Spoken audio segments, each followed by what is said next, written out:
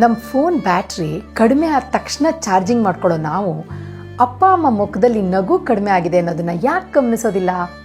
ಅಮ್ಮನ ಪ್ರೀತಿಯ ಕೈತುತ್ತು ಮತ್ತು ಅವರ ಬೆಚ್ಚಗಿನ ಮಡಿಲು, ಅಪ್ಪನ ಧೈರ್ಯದ ಮಾತು, ಹೀಗೆ ಪ್ರತಿಯೊಂದು ಸುಂದರ ನೆನಪಿನ ಹಿಂದೆ ಇರೋದು ಅವರ ತ್ಯಾಗ ಮತ್ತು ಪರಿಶ್ರಮ.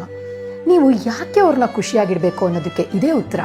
ಚಿಕ್ಕ ವಯಸ್ಸಿನಿಂದ ಬೆಟ್ಟದಷ್ಟು ಪ್ರೀತಿ ಕೊಟ್ಟಿರೋರಿಗೆ ಹೇಗೆ ನಮ್ಮ ಕೈಲಾದಷ್ಟು ಖುಷಿ ಮತ್ತು ನೆಮ್ಮದಿ ಕೊಡ್ಬೋದು? ನಿಮ್ಮ ತಂದೆ ತಾಯಿಗೆ ಇಷ್ಟವಾಗಿರೋ ಎಲ್ಲ ವಿಷಯಗಳ ಒಂದು ಲಿಸ್ಟ್ ಮಾಡಿ. ಊರಿನ ದೇವ್ರ ಪೂಜೆ, ಸ್ನೇಹಿತನ ಭೇಟಿ, ಇಷ್ಟವಾಗಿರೋ ಹೋಟ್ಲಲ್ಲಿ ಊಟ ಅಥವಾ ಯಾವುದಾದ್ರೂ ಹರಕೆ, ಹೀಗೆ ತಿಂಗಳಿಗೆ ಒಂದು ಸರಿ ಯಾವುದಾದ್ರೂ ಒಂದು ಇಷ್ಟನ ಪೂರೈಸೋಕ್ಕೆ ಪ್ರಯತ್ನ ಮಾಡಿ. ಹಳೆ ಫೋಟೋ ವಿಡಿಯೋಗಳನ್ನ ಜೊತೆಲಿ ಕುಳಿತು ನೋಡಿ.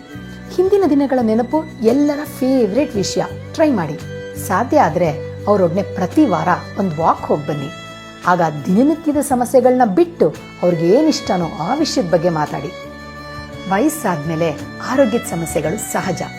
ಮಕ್ಕಳು ಮೊಮ್ಮಕ್ಕಳ ಪ್ರೀತಿನೇ ಬಹು ಮುಖ್ಯವಾದ ಮೆಡಿಸಿನ್. ಮಾನಸಿಕವಾಗಿ ಆರೋಗ್ಯವಾಗಿರೋರಿಗೆ ದೈಹಿಕ ತೊಂದರೆಗಳನ್ನ ಧೈರ್ಯವಾಗಿ ಎದುರಿಸ್ತಾರೆ ಗೊತ್ತಾ? ಅಗತ್ಯ ಇದ್ರೆ ಕೈಲಾದಷ್ಟು ಹಣಕಾಸಿನ ಸಹಾಯ ಮಾಡಿ. ಇದು ನಿಮ್ಮ ಜವಾಬ್ದಾರಿ ಕೂಡ. ಚಿಕ್ಕ ವಯಸ್ಸಿನಲ್ಲೇ ಅಪ್ಪ ಅಮ್ಮನ ಕಳ್ಕೊಂಡ ಎಷ್ಟೊಂದು ಜನರಿಗೆ ಹೋಲಿಸಿದ್ರೆ ನಾವು ನಿಜವಾಗ್ಲೂ ಲಕ್ಕಿ ಅಲ್ವಾ? ನಿಮಗೆ ಗೊತ್ತು, ಇದು ಕಲಿಯುಗ. ನಾವು ನಮ್ಮ ಹಿರಿಯರನ್ನ ನಿರ್ಲಕ್ಷಿಸಿದ್ರೆ ನಮ್ಮನ್ನು ನೋಡ್ಕೊಂಡು ಬೆಳೆಯೋ ನಮ್ಮ ಮಕ್ಕಳು ನಮ್ಮನ್ನು ನಿಜವಾಗ್ಲೂ ಪ್ರೀತಿಸ್ತಾರಾ? ಯೋಚಿಸಿ ನೋಡಿ. ನಿಮ್ಗೆ ಈ ವಿಡಿಯೋ ಯಾರೆಲ್ಲ ನೋಡಬೇಕು ಅನಿಸುತ್ತೋ ಅವ್ರಿಗೆ ಪ್ಲೀಸ್ ಶೇರ್ ಮಾಡಿ. ಇದೇ ರೀತಿ ಉತ್ತಮ ಜೀವನದ ಸಲಹೆಗಳಿಗೆ ನನ್ನ ಪೇಜ್ ಪ್ಲೀಸ್ ಫಾಲೋ ಮಾಡಿ.